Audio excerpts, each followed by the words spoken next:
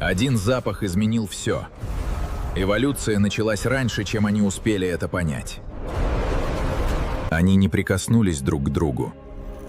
Они изменили саму реальность. Они прибыли начать войну. Но впервые оружие отказалось подчиняться своим хозяевам. Это уже был не корабль. Это было рождение новой формы жизни. Это было только начало. Вселенная уже никогда не станет прежней.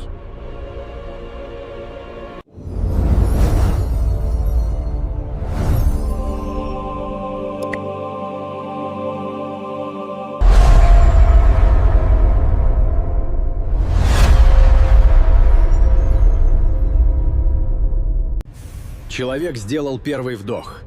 Никто еще не знал, что именно этот момент навсегда изменит историю всей галактики. Холод никогда не был настоящим врагом.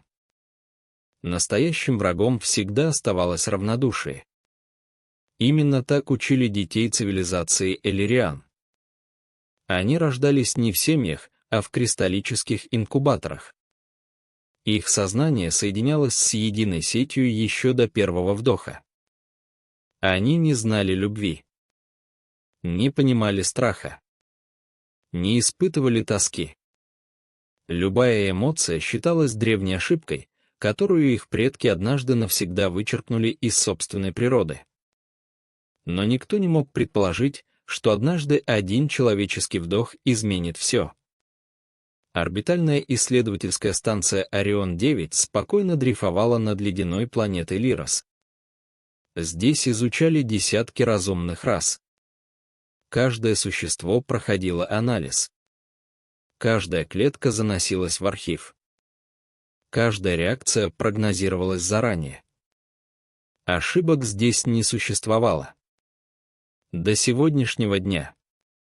Когда внешний шлюз медленно открылся, металлические стены тихо задрожали. Автоматические сканеры начали работу. Белый свет заполнил ангар. Все сотрудники наблюдали за прибытием нового представителя Земли. Из транспортной капсулы вышел человек. Его звали Даниэль Кейн. Высокий. Спокойный. С легкой щетиной. Без лишней самоуверенности. На его лице не было страха перед незнакомой цивилизацией. Он лишь внимательно осматривал станцию, словно хотел понять ее характер. На нем была обычная полевая форма экспедиционного корпуса Земли. За плечами висел небольшой рюкзак. Шлем он снял сразу после проверки атмосферы. Именно тогда произошло первое событие. Воздух станции изменился. Никто этого не услышал. Никто не увидел. Но кто-то почувствовал. На верхнем уровне обзорной галереи неподвижно стояла молодая исследовательница Эллириан. Ее звали Сайлина. Она наблюдала за прибытием человека только потому, что так требовал протокол. Ее лицо всегда оставалось спокойным. Серебристая кожа отражала холодный свет ламп. Светлые волосы плавно спадали на плечи. Голубые глаза никогда не выражали никаких чувств. До этой секунды. Едва Даниэль сделал первый вдох без защитной маски, по станции распространился едва заметный человеческий запах. Это не был просто запах тела. Это был запах жизни. Запах усталости. Запах движения. Запах борьбы. Запах дождя, оставшегося на ткани после долгого пути. Запах человека, который жил, ошибался, побеждал и снова поднимался. Сайлина замерла. Ее пальцы медленно сжались. Она не понимала, почему внезапно захотелось вдохнуть еще раз. Система организма автоматически попыталась заблокировать неизвестный раздражитель. Фильтрация завершена. Повторная фильтрация завершена. Результат отсутствует. Она снова вдохнула. Запах стал сильнее. В груди возникло странное ощущение. Совсем легкое. Будто где-то внутри появилась крошечная искра. Этого не могло быть. У эллириан отсутствовали подобные реакции уже тысячи поколений. Сайлина закрыла глаза. Она решила, что один из внутренних сенсоров неисправен. Тем временем Даниэль спокойно разговаривал с руководителем станции. Его голос звучал мягко. Иногда он улыбался. Иногда смеялся. Каждый новый звук почему-то заставлял Сайлину прислушиваться. Она никогда раньше не обращала внимания на чужой голос. Теперь ей хотелось услышать его снова. Главный искусственный интеллект станции внезапно зарегистрировал изменение энергетического поля. Источник неизвестен. Уровень угрозы отсутствует. Причина не определена. Ученые обменялись недоуменными взглядами. Подобных сообщений система еще никогда не выдавала. Один из инженеров решил проверить реакторы. Другой отправился в лабораторию. Третий начал повторную диагностику атмосферы. Но оборудование показывало идеальные параметры. Сайлина все еще не могла отвести взгляд. Человек двигался совершенно иначе. Все жители станции были слишком правильными. Каждое движение рассчитывалось заранее. Каждый жест подчинялся математике. Даниэль же двигался свободно. Иногда слегка менял направление. Иногда задерживал шаг. Иногда просто останавливался, чтобы посмотреть вокруг. В этой естественной несовершенности было что-то удивительно красивое. Она впервые задумалась. Почему люди не стремятся стать идеальными? Ответа не существовало. После короткого инструктажа Даниэля проводили в жилой сектор. По дороге он заметил прозрачную обзорную галерею. Их взгляды неожиданно встретились. Всего одно мгновение. Но сердце Сайлины словно пропустило удар. Она резко отвернулась. Ее дыхание стало чаще. Этого просто не могло происходить. Она включила внутренний медицинский контроль. Все показатели оказались нормальными. Кроме одного. Температура тела повысилась на 2,7 градуса. Ошибка. Она перезапустила диагностику. Температура продолжала расти. Тем временем Даниэль уже направился в тренировочный отсек. Несмотря на долгий перелет, он никогда не пропускал ежедневную физическую подготовку. Для человека это была привычка. Для эллириан подобная необходимость давно исчезла. Именно поэтому тренировочный зал почти всегда пустовал. Через несколько минут тяжелые металлические конструкции начали медленно подниматься одна за другой. Даниэль работал спокойно. Без показной силы. Без желания кого-либо впечатлить. Он просто поддерживал свое тело в форме. Через некоторое время на его лбу появились первые капли пота. Воздух станции снова изменился. На этот раз значительно сильнее. Сайлина почувствовала это даже через несколько коридоров. Она резко поднялась. Ее ноги сами сделали первый шаг. Потом второй. Потом третий. Она больше не думала. Она просто шла. Каждый новый вдох усиливал странное тепло внутри. Кожа начала едва заметно менять оттенок. Серебристое сияние постепенно приобретало легкий изумрудный цвет. Такого никогда не происходило ни с одним представителем ее народа. Автоматические медицинские датчики одновременно активировали тревогу. Неизвестная биологическая реакция.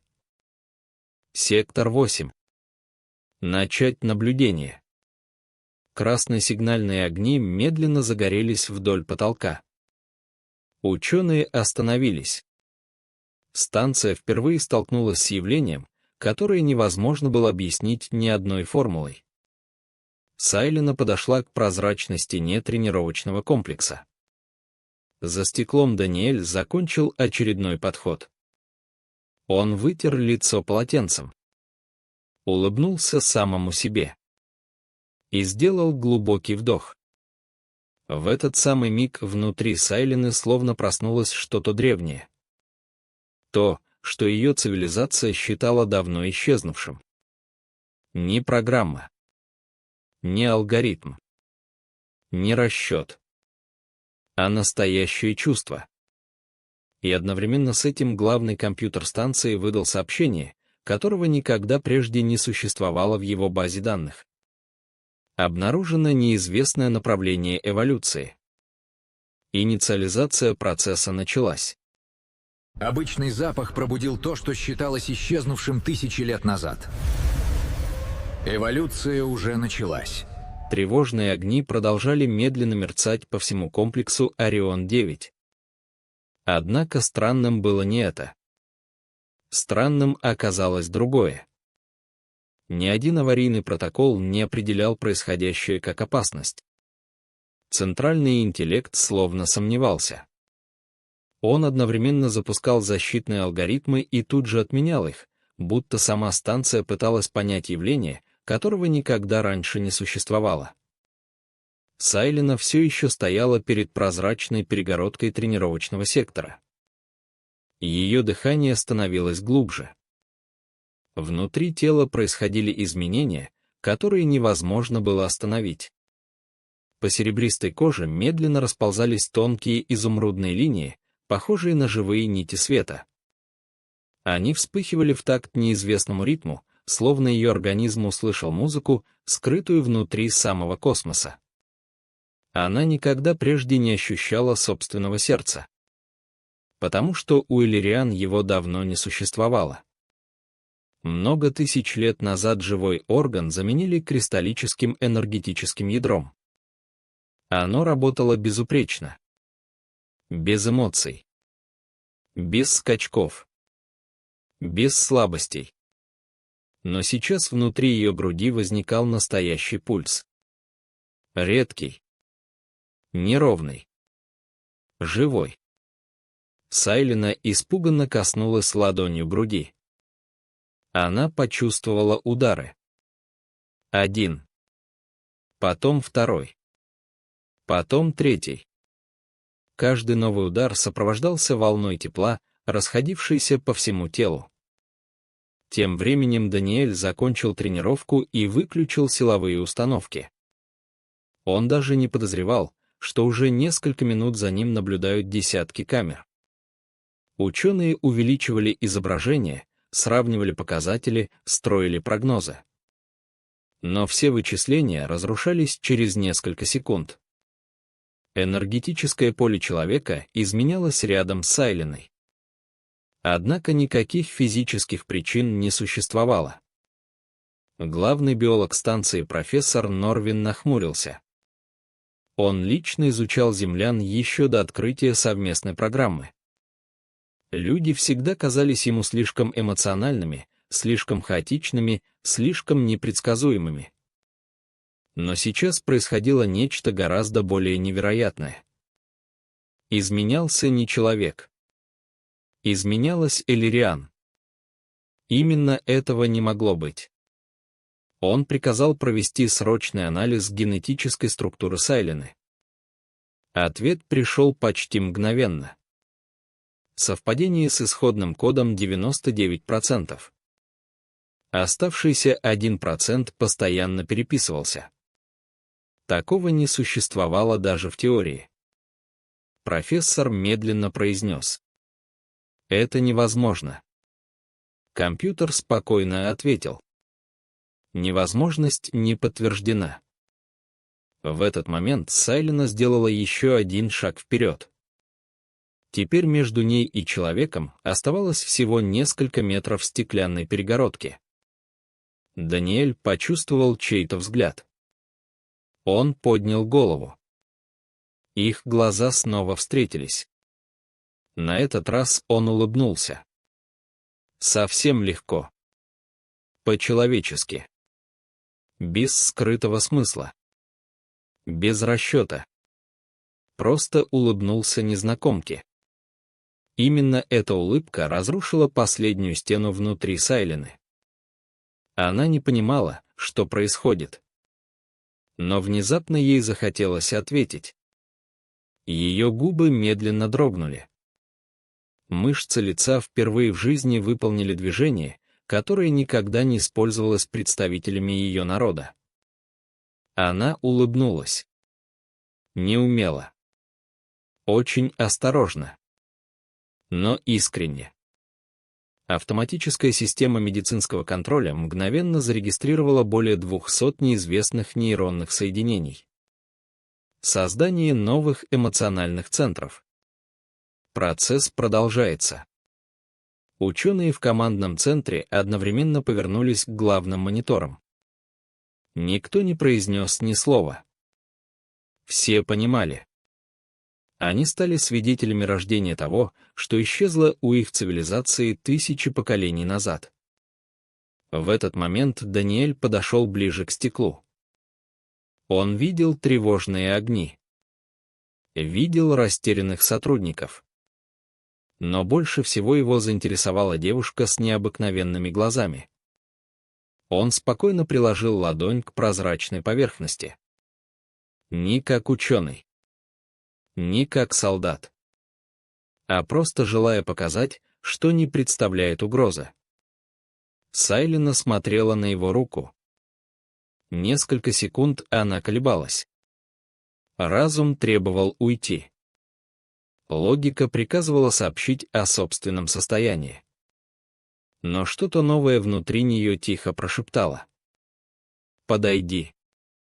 Она медленно подняла ладонь. Между их руками оставалось лишь холодное стекло. И в этот миг произошло второе событие.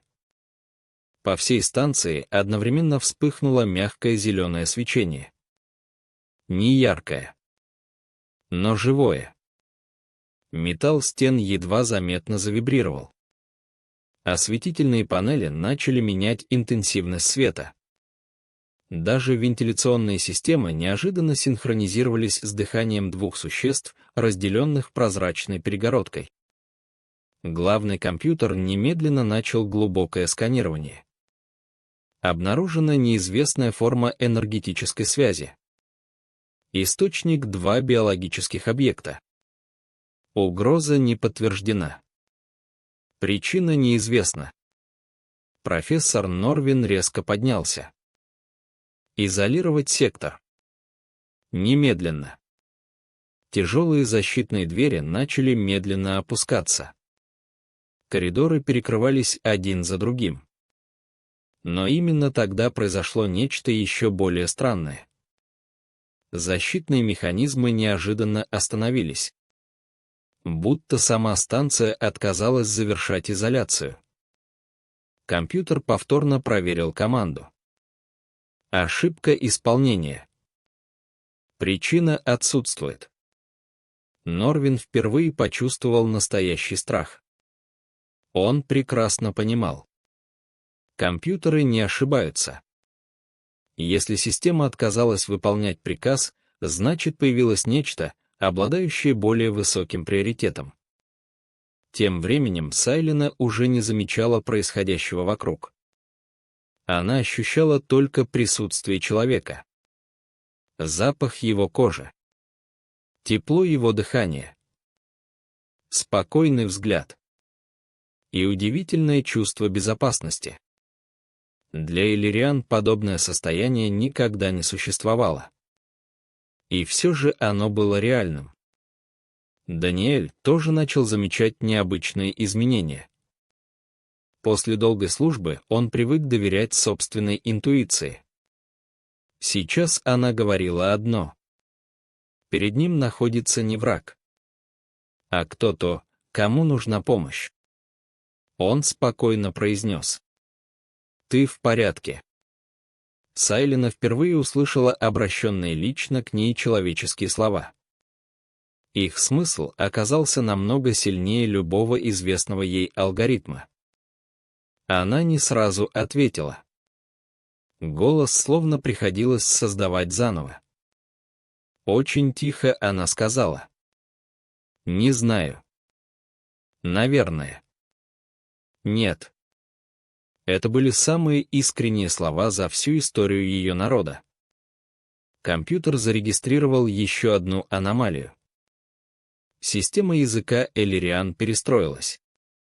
В речи появились эмоциональные оттенки. Все сотрудники командного центра замерли. Такое невозможно было подделать. Древние чувства действительно возвращались. Но почему? Почему именно рядом с человеком? Профессор снова посмотрел на результаты анализа. Внезапно одна строка изменилась сама собой.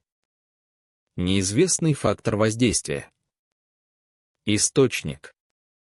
Человек. Степень влияния. Продолжает увеличиваться. Норвин медленно прошептал: «Если процесс продолжится, изменится не одна Сайлина. Изменится вся наша цивилизация». В этот момент свет на станции неожиданно погас. Наступила полная тишина. Лишь через несколько секунд в темноте вспыхнули мягкие изумрудные линии. Они проходили по стенам, по потолку, по полу. Словно весь комплекс начинал пробуждаться вместе с теми чувствами, которые слишком долго считались невозможными. И где-то глубоко внутри центрального ядра Орион-9 впервые за всю историю прозвучал сигнал, которого никто никогда не программировал. Начало необратимой фазы эволюции подтверждено. Их взгляды встретились. В ту секунду две судьбы объединились, открывая путь новой форме жизни. Полная темнота длилась всего несколько секунд. Затем по коридорам станции медленно распространилось мягкое изумрудное свечение. Оно не исходило от аварийных ламп и не питалось энергией реакторов. Свет словно рождался внутри самого металла. Стены дышали. Потолок едва заметно вибрировал. Пол отзывался на каждый шаг легкими волнами, будто огромная конструкция впервые обрела собственный ритм. Никто не понимал, что происходит. Профессор Норвин внимательно смотрел на главный монитор. Все показатели центрального компьютера оставались в пределах нормы. Реактор работал идеально. Генераторы не фиксировали перегрузки. Однако сама станция менялась буквально на глазах. Молодой инженер Арис дрожащим голосом произнес: «Профессор, посмотрите на ядро». На экране появилась трехмерная модель энергетического центра. Обычно холодный кристалл сиял ровным голубым светом. Теперь вокруг него медленно вращались тонкие зеленые потоки. Они напоминали живые сосуды. Будто станция постепенно формировала собственную нервную систему. Норвин никогда не видел ничего подобного. Он приказал немедленно отключить центральное питание. Команда была отправлена. Ответ пришел почти мгновенно. Запрос отклонен. Причина. Защита активна. Источник защиты неизвестен. Профессор почувствовал, как по спине пробежал холод. Впервые за многие годы он столкнулся с системой, которая больше не подчинялась своим создателям. Тем временем в тренировочном секторе Даниэль продолжал спокойно смотреть на Сайлину. Между ними все еще оставалась прозрачная перегородка. Но теперь она казалась совершенно незначительной. Они ощущали присутствие друг друга намного сильнее, чем позволяли любые органы чувств. Даниэль неожиданно почувствовал легкое головокружение. Перед глазами вспыхнули неизвестные образы. Он увидел ледяные равнины, высокие кристаллические города, бесконечные снежные бури. Тысячи существ с серебристой кожей двигались абсолютно синхронно, словно являлись частями одного огромного разума. Он видел прошлое цивилизации Эллириан. В то же мгновение Сайлина увидела совсем другой мир. Теплое солнце, дождь, зеленые леса, детский смех, шум океана, сильный ветер. Она чувствовала радость, грусть, надежду, боль. Она переживала воспоминания человека так, будто прожила их сама. Оба одновременно резко открыли глаза. Они тяжело дышали. Каждый только что прикоснулся к чужой жизни. Ни через технологии, ни через машины, а напрямую. Без слов, без устройств, без расстояния. Сайлина тихо прошептала: «Я видела твой дом». Даниэль медленно кивнул. «А я видел твою планету». В этот момент между их ладонями вспыхнула тонкая серебристая нить света. Она появилась сама. Никто ее не создавал. Она медленно пульсировала. Каждый ее импульс сопровождался новой волной энергии, расходившейся по всей станции.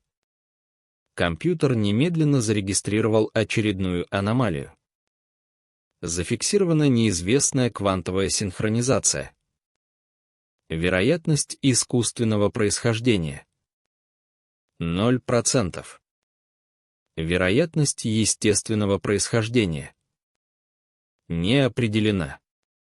Ученые начали спорить.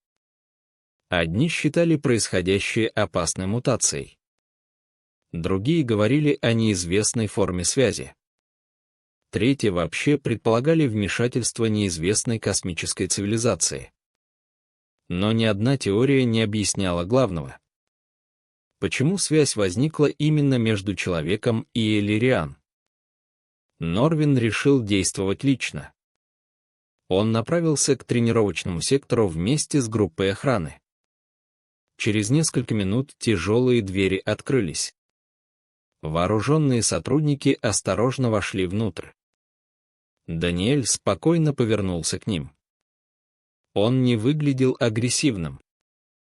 Сайлина тоже оставалась совершенно спокойной. Но стоило охране сделать еще один шаг вперед, как произошло невероятное.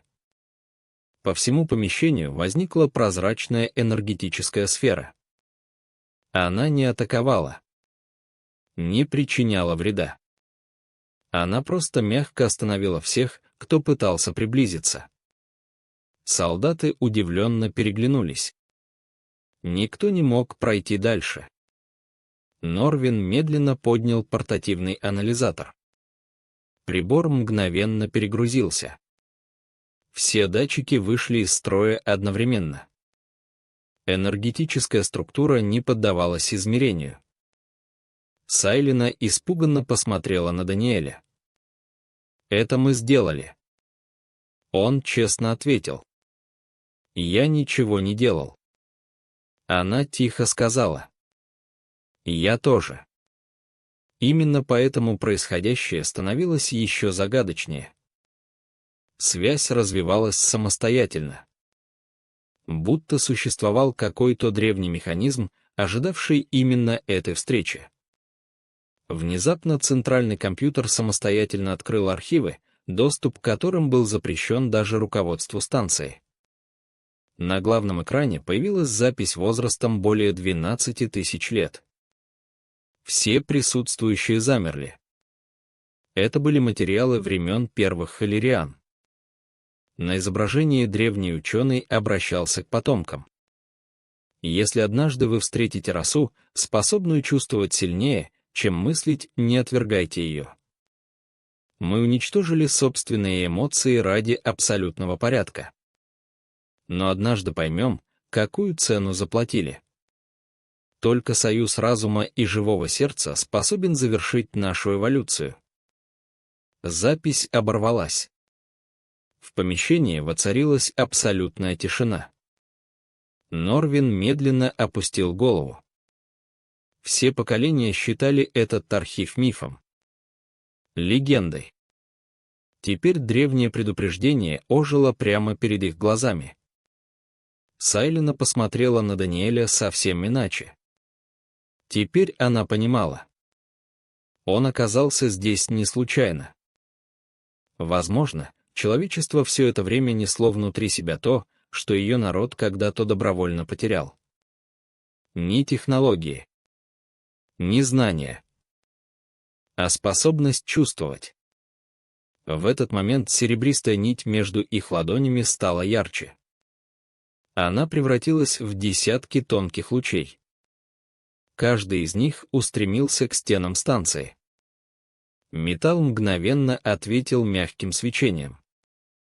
Компьютер неожиданно изменил голос. Он больше не звучал механически. Теперь интонации стали удивительно спокойными.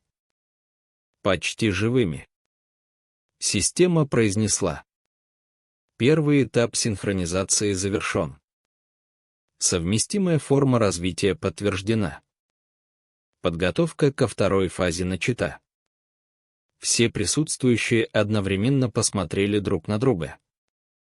Никто уже не сомневался. Это было только начало. А впереди их ожидало событие, способное изменить не одну станцию, а всю известную галактику. Флёт приготовился к бою. Но никто не ожидал, что перед ними стоит начало новой эры. Никто не произнес ни слова.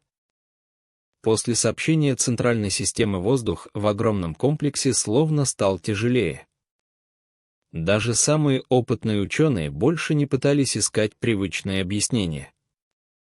Все происходящее выходило далеко за пределы известной науки. Профессор Норвин медленно поднял взгляд на Даниэля и Сайлину. Перед ним больше не стояли просто человек и представительница Эллириан. Они выглядели так, словно пространство вокруг само подстраивалось под их присутствие. Свет становился мягче. Звуки тише. Даже металлический пол едва заметно изменял структуру, повторяя плавные волны, расходившиеся от их шагов. Тем временем центральное ядро станции продолжало перестраиваться. Миллионы наноструктур внутри реактора самостоятельно меняли свое расположение. Никто не отдавал подобных команд. Инженеры безуспешно пытались вернуть ручное управление. Все терминалы отвечали одинаково. Выполняется процесс самоорганизации. Прерывание невозможно. Молодой специалист Арис впервые за всю службу почувствовал настоящее волнение. Он внимательно наблюдал за схемой станции. Коридоры постепенно соединялись новыми энергетическими линиями. Раньше они никогда не существовали. Теперь же они охватывали весь комплекс, словно кровеносные сосуды огромного живого организма. Каждая новая линия вспыхивала именно тогда, когда Даниэль и Сайлина смотрели друг на друга. Связь становилась сильнее. Даниэль неожиданно почувствовал легкую вибрацию под ногами. Он медленно закрыл глаза. Перед ним возникла карта всей станции. Он видел каждый отсек, каждый шлюз, каждый реактор. Он ощущал движение энергии так же ясно, как человек чувствует собственное дыхание. Через мгновение он резко открыл глаза. «Я вижу все», — тихо произнес он. Норвин удивленно посмотрел на человека. «Что именно?» Даниэль медленно повернулся к одному из технических тоннелей. В секторе 12 поврежден силовой контур. Через 2 минуты произойдет перегрев. Инженеры мгновенно проверили информацию. Через несколько секунд лица всех присутствующих изменились. Человек оказался прав. Никакие датчики еще не успели обнаружить неисправность. Но Даниэль уже видел ее. Арис вместе с ремонтной группой немедленно отправился в указанный сектор. Через несколько минут связь подтвердила. Контур действительно был поврежден. Аварию удалось предотвратить всего за несколько секунд до критического уровня. В командном центре воцарилась тишина. Профессор Норвин медленно произнес: «Он связан со станцией». Но как? Ответ появился раньше, чем кто-либо успел продолжить разговор. Сайлина внезапно положила ладонь на стену. Металл мгновенно стал мягким. Не расплавился. Не разрушился. Он просто изменил форму. Будто сам захотел прикоснуться к ее руке. По поверхности прошла волна изумрудного света. Через мгновение вся стена снова стала идеально гладкой. Ученые потеряли дар речи. Такого материала не существовало. Никакая технология не позволяла металлу самостоятельно менять структуру без внешнего воздействия. Даниэль сделал осторожный шаг вперед. Он тоже коснулся стены. Теперь поверхность ответила уже ему. По серебристому покрытию появились сложные узоры. Они напоминали одновременно нейронную сеть и древние символы неизвестной цивилизации. Компьютер немедленно начал анализ. Совпадений не найдено. Происхождение неизвестно. В этот момент вся станция слегка вздрогнула. Не от удара. Не от перегрузки. Это было похоже на глубокий вдох. Все сотрудники одновременно почувствовали легкую вибрацию. Некоторые даже машинально приложили ладони к груди. Им казалось, что рядом бьется огромное сердце. Главный монитор неожиданно погас. Через секунду на экране появились слова. Начинается вторая стадия симбиотической интеграции. Время до завершения. 24 минуты. По помещению прокатился тревожный шепот. Никто не понимал, что произойдет после окончания отсчета. Норвин немедленно собрал совет старших исследователей. Мнения разделились. Часть ученых требовала уничтожить центральное ядро станции. Другие настаивали на полной эвакуации. Но сам профессор долго молчал.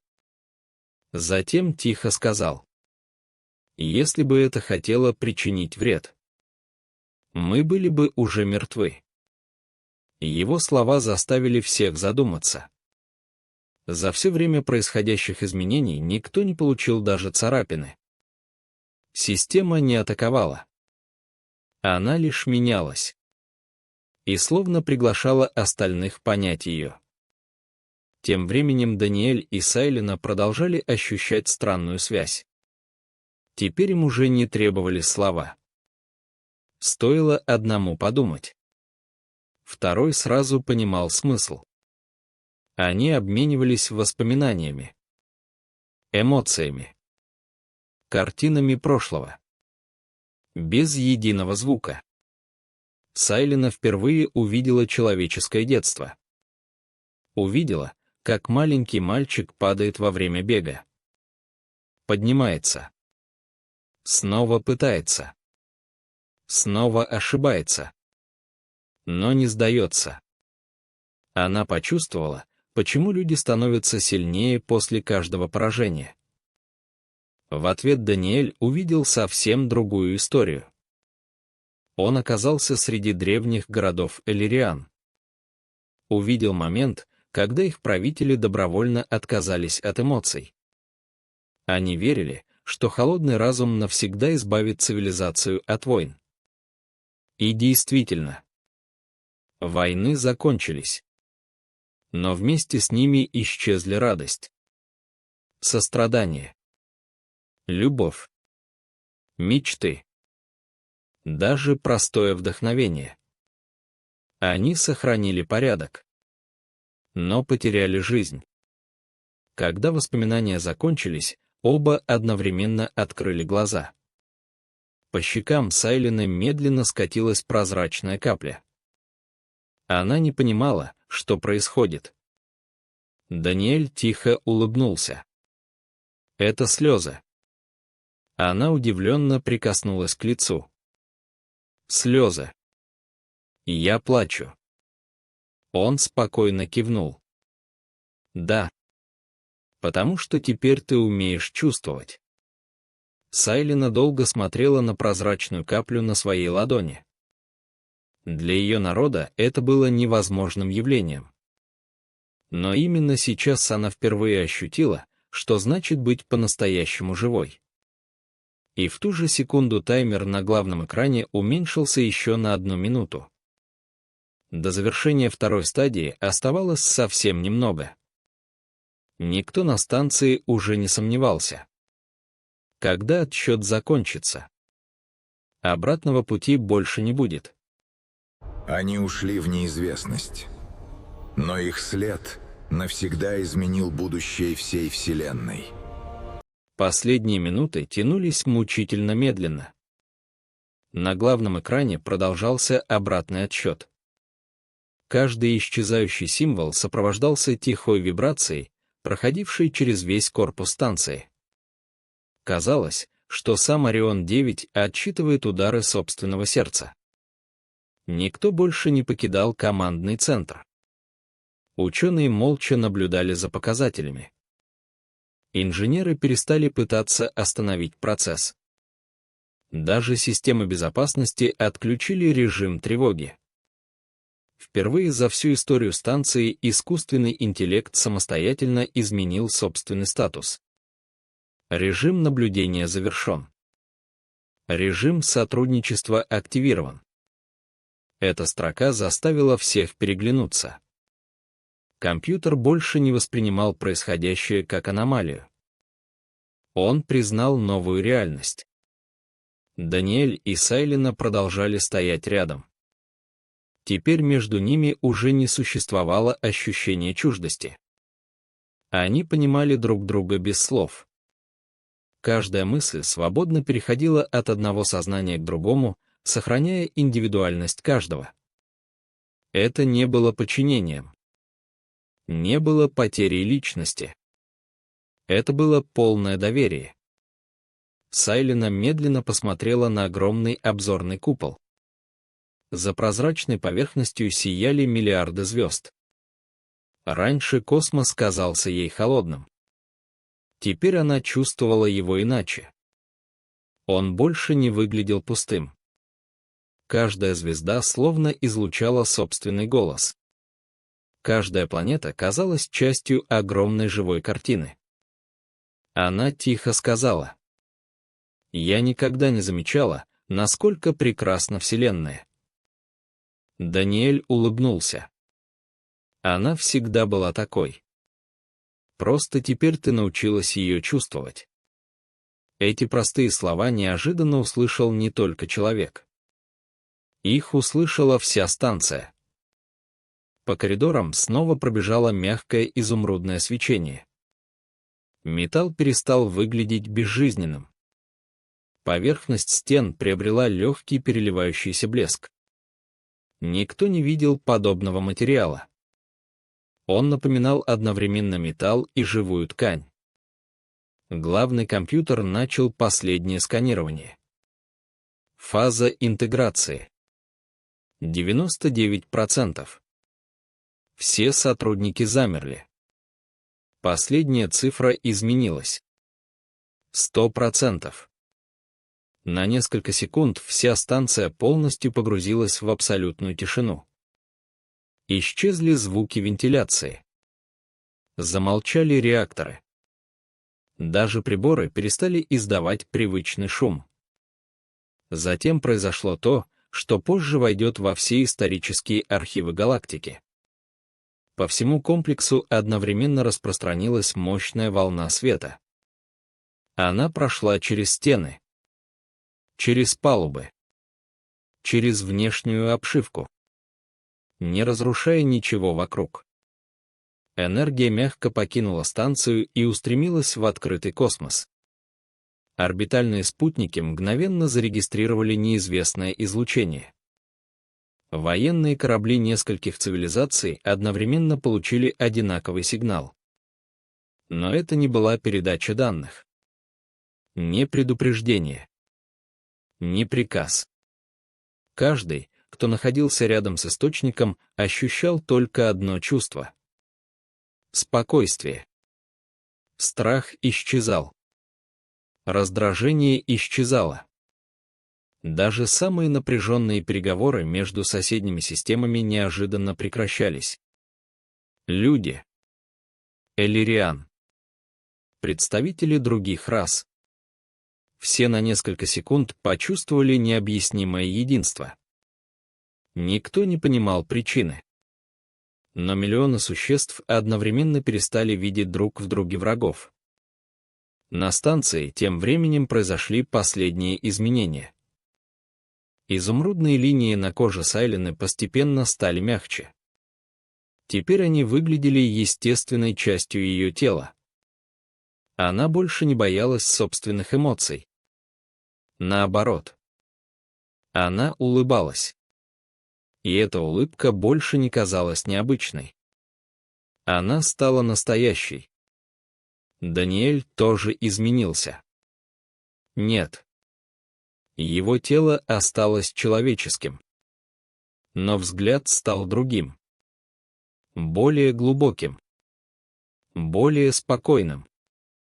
Он чувствовал станцию так же ясно, как собственное сердце. Но при этом оставался самим собой. Профессор Норвин подошел к ним. Он долго молчал. Потом медленно произнес. Мы всю жизнь искали идеальную цивилизацию. Мы думали, что совершенство рождается там, где нет чувств. Сегодня оказалось, что настоящее развитие начинается именно с них. Даниэль спокойно ответил. Человек становится сильнее не потому, что не испытывает эмоций, а потому, что умеет выбирать добро даже тогда, когда чувствует страх. Сайлина посмотрела на профессора. Теперь она понимала смысл этих слов. Ее народ веками побеждал хаос. Но вместе с хаосом исчезла и способность искренне жить. Теперь все изменилось. Главный компьютер неожиданно заговорил снова. Голос больше не звучал искусственно. В нем появилась спокойная интонация. Эволюция подтверждена. Симбиотическая модель стабильна. Вероятность дальнейшего развития не ограничена. В этот момент наружные камеры зафиксировали невероятное явление. Вокруг станции медленно сформировалось мягкое световое поле. Оно напоминало северное сияние. Только существовало прямо в открытом космосе. Несколько исследовательских кораблей приблизились для наблюдения. Их экипажи ожидали угрозы. Но ничего не произошло. Наоборот. Все приборы фиксировали абсолютную гармонию энергетических потоков. Один из капитанов тихо произнес. Похоже. Мы только что стали свидетелями рождения новой эпохи. На обзорной палубе Даниэль и Сайлина смотрели на бесконечную россыпь звезд. Им больше не требовались объяснения. Они понимали главное. Их встреча никогда не была случайностью. Она стала ответом на вопрос, который галактика задавала самой себе тысячи лет. Что делает разум по-настоящему великим? Ни холодный расчет, ни абсолютная сила, ни совершенные технологии, а способность разных существ понять друг друга, принять различия и сохранить собственную природу, становясь сильнее вместе. Впервые за многие тысячелетия представители эллириан почувствовали надежду. Люди доказали, что несовершенство может стать величайшим преимуществом. Ошибки способны учить. Боль может делать сильнее. А искренние чувства иногда меняют будущее быстрее любых технологий. Когда станция Орион-9 медленно продолжила свой путь среди звезд, никто уже не называл произошедшее случайной аномалией. Во всех научных архивах галактики этот день получил новое название — День Первого Союза. Именно с него началась история, в которой человек не покорил другую цивилизацию. Он подарил ей то, что невозможно создать в лаборатории — живое сердце. А вместе с ним надежду, что однажды весь космос научится дышать в едином ритме, не теряя своей свободы, своей уникальности и своей души.